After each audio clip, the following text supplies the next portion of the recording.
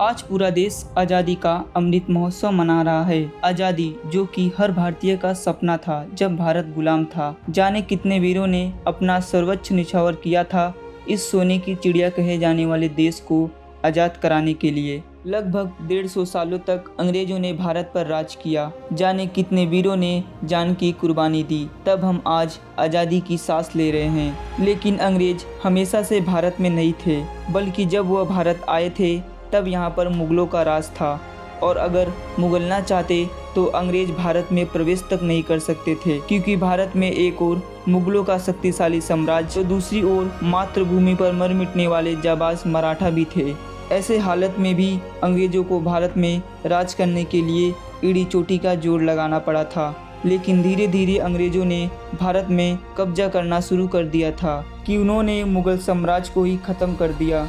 लेकिन सवाल ये आता है कि उस समय अंग्रेज ने मुगल शासन को कैसे ख़त्म किया होगा। तो आज हम आपको इस वीडियो में बताएंगे कि कैसे भारत को गुलाम बनाया गया। क्या आपने कभी सोचा है कि वह देश जिसका साम्राज्य एक ज़माने में अफगानिस्तान तक फैला हुआ था, जो अपनी धन वैभव की वजह से विदेश के लिए आकर्षण का केंद्र हुआ करता था। इतिहास बताता है कि 16वीं सदी की अंत में भारत इतना संपन्न था कि पूरी दुनिया में जितना उत्पादन होता था उसका लगभग 1/4 हिस्सा केवल भारत में ही उगता था। और यही वजह थी कि भारत उस समय सोने की चिड़िया कहलाता था, इसलिए पूरी दुनिया की नज़र इस सोने की चिड़िया पर थी। ऐसे में अंग्रेज कहाँ पीछे रहते। उस समय दिल्ली में सम्राट अकबर का राज था, और ऐसा कहा जाता था कि अकबर अपने दौर के सबसे दौलतमंद बादशाह थे।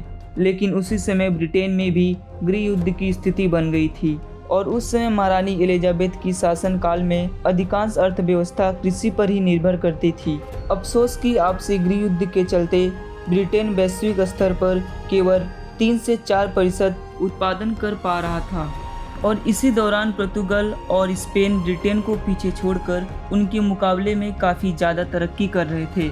हालात इतने बिगड़ चुके थे कि ब्रिटेन के लुटेरे पुर्तगाल के जहाज़ों को ही लूटकर अपना काम चलाते थे, क्योंकि ब्रिटेन में लूटने के लिए कुछ बचा ही नहीं था। लेकिन उसी दौरान एक ब्रिटिश नागरिक को समुद्री यात्रा के दौरान भारत के अपार संपदा और समृद्धि के बारे में पता चला, और ब्रिटिश गवर्नमेंट तक यह खबर जल्द ही पहुंच गई।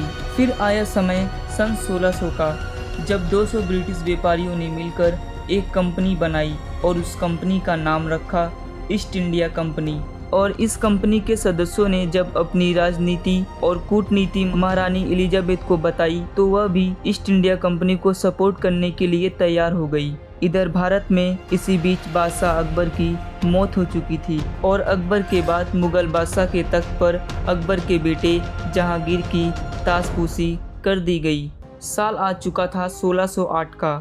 इधर जहांगीर दिल्ली के तख्त पर अंग्रेज की चाल से बेखबर हिंदुस्तान पर राज कर रहा था, और उधर कैप्टन विलियम हॉकिंस समुद्री रास्ते से गुजरात के सूरत में अपने कुछ व्यापारी जहाज़ों के साथ प्रवेश कर चुका था। और बस उनके आगमन के साथ ही भारत पर ऐसी काली छाया मंडराने लगी कि जिसने भारत को ऐसा काला इतिहास दिया जो सृष्टि के अंत तक भुलाया नहीं जा पाएगा। अंग्रेजों ने भारत में आते ही ईस्ट इंडिया कंपनी स्थापित करने की घोषणा कर दी, और अपने इसी प्रस्ताव के साथ काफ़ी बेशकीमती उपहारों को लेकर कैप्टन विलियम हॉकिंस अपने कुछ साथियों के साथ जहांगीर के दरबार में पहुंचे।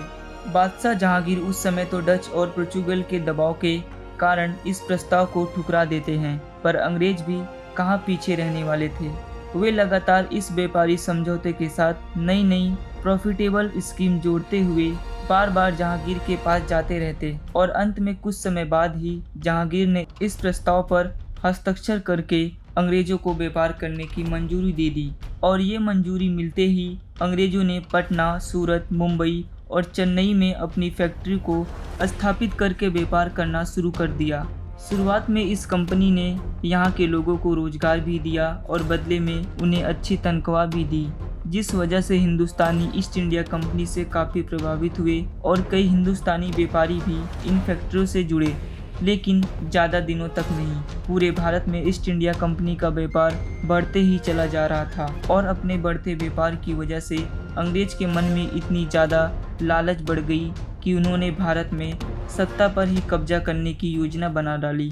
और इसके उद्देश्य से 1686 में ब्रिटिशर ने मुगलों के खिलाफ जंग छेड़ दी और अंग्रेज और औरंगजेब से हुई इस जंग में मुगलों ने ब्रिटिशर को बुरी तरह से हरा दिया। हार से ब्रिटिशर को एक बात तो समझ में आ गई थी कि मुगल को जंग लड़कर हरा नहीं सकते, लेकिन उन्हें भारत में कब्जा भी करना था, जिसके लिए उन्होंने वे कूटनीति अपनाई जिसका फायदा वर्षों बाद भी आज तक भारत के कुछ नेता उठाते हैं और राज करते हैं। और वे कूटनीति थी डिवाइड और रूल की, यानी आपस में फूट डालो और इन पर राज करो।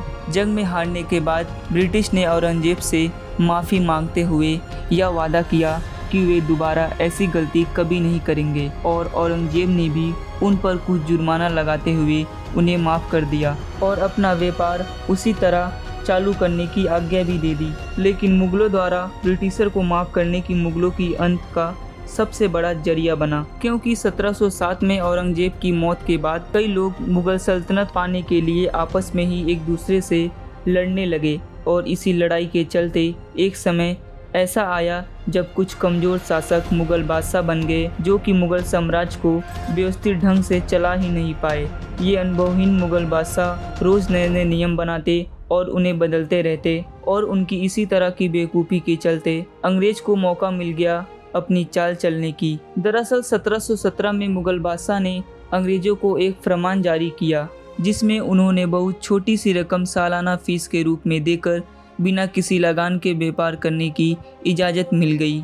इसी दौरान पर्शिया के राजा मौका देखकर भारत पर आक्रमण बोल दिया और क्योंकि ऐसे में मुगल शासन अपनी सत्ता के नशे में इतने खोए हुए थे कि उन्हें अचानक हुए इस आक्रमण के बारे में पता ही नहीं चला और पर्शियन आर्मी दिल्ली तक पहुंच गए और दिल्ली की गद्दी मुगल के हाथ से लगभग छूट ही गई थी।